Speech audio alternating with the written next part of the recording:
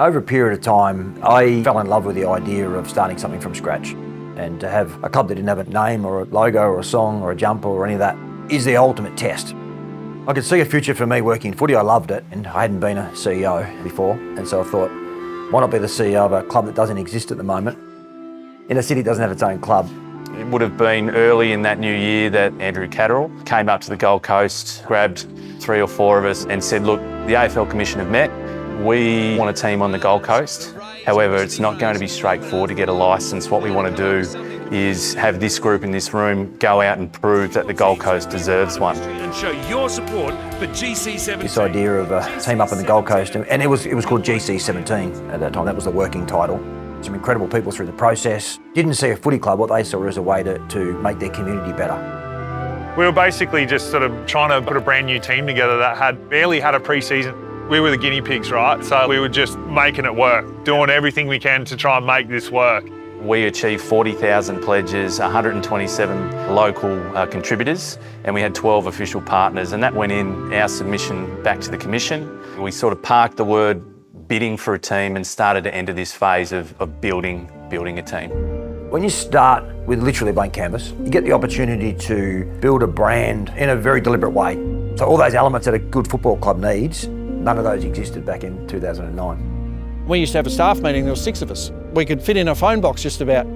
But by the end of my 6th year there, in the 4th year, Gold Coast, there's like 120 people. And then the growth in the players that were there in the early years to my last year in the 6th year, I mean, it was just phenomenal. We didn't want to be blue and yellow like most Gold Coast teams have notoriously been. How can we be different? And there was a lot of discussion about being innovative, being unique, being bold. And we thought, well, you've got the red of the sun, you've got the yellow of the sand and the blue of the ocean. And we really have lent into that red colour. Our group at the time thought, well, let's just go with Gold Coast Football Club and create a GC. Our gym was a big tin shed and we were in and out of demountables until Metricon was sort of built. We had ironed on GC logos on our cotton singlets. We didn't mind because like in training, they'd be soaking wet in the warm up and then it was tops off. So then it was shirts versus skins. So the boys had a good tan. We launched our brand, our song, our colours, our jumper at the Southport Sharks. I think it was in 2010. That was a moment where it just felt real. I remember all the supporters were there and got a lot of national media and it's like, hey, this is actually real. We bring all the staff in and have a conversation about how we went the weekend, and more often than not, we'd get beaten, and sometimes by quite a bit. And we were talking about, we are where we said we would be.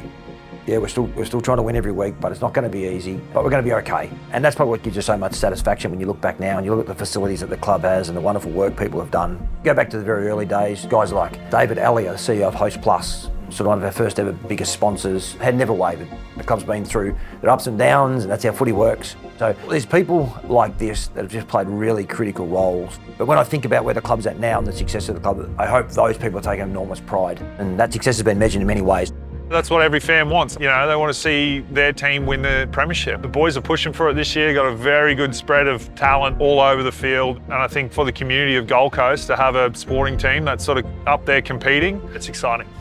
When they make the finals, I'm about to do it now. I'll be thrilled for the footy club.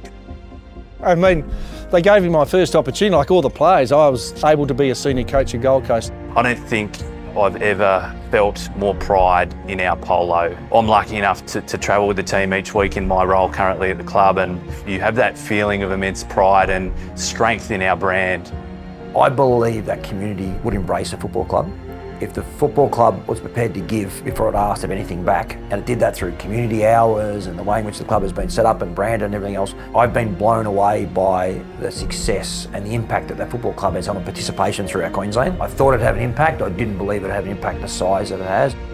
I loved every bit of it. Look back at it now, such a journey and such a process, and I'm glad that I got to be a part of it. And it's amazing to see how well the boys are going now, and what a great football club the club has actually grown into, and it's good to watch, and I'll be watching for a very long time. It's grown up. It's like watching a little kid grow up and then feeling a sense of pride when you see him as an adult. If I was to think back to 2009 and dream forward, it's to a time like now. That stadium is full of Gold Coast SUNS fans. Everything about that club, the way the stadium's built, the match day experience, the sun and the sand and the water on the jumper, like all those things are a reflection of the Gold Coast, and it's so important that the people of the Gold Coast can look into that club and see themselves. There's an incredible amount of connection that we've got across our administration and our footy club, and I reckon that's really translating on field. So I'll have a moment when we do run out for a final and think about what we've sort of managed to achieve, but this isn't the end point. I hope one day watching someone hold that cup up, and it'll happen. It'll happen many times, and I can't wait to sit back and watch it.